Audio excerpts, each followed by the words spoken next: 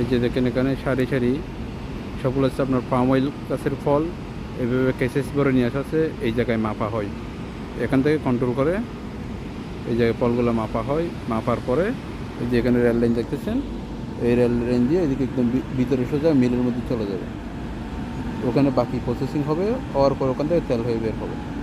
ঠিক আছে, এই যে এখানে এরকম 3-4টা ইয়ে আছে আপনার মাপার মতন। এই যে এখানে একটা আছে, আর ওই লাস্টে এই যে আরেকটা আছে, এই যে এই সিঁড়িটা দেখতেছেন না, এই জায়গায় একটা আছে, ওটার মধ্যে আপনার বড় বড় লরি যেগুলো আসে না তেল নেওয়ার জন্য, ওই লরি, তারপর আমাদের কোম্পানি যে ডাব বিক্রি করে, ডাব নেওয়ার জন্য যে লরি আছে ওই লরি ওখানে দাঁড়ায়। যে এই যে এই এই গাড়িটায় কাজ করে আপনার এই ক্যাসেসগুলো দেখতেছেন, ক্যাসেসগুলো ঠেলা দিয়ে পিছন থেকে সামনে নিয়ে আসবে। ওই যে এখন ঠেলা দিচ্ছে দেখবেন একটু পরে, ওই দেখেন, দেখছেন।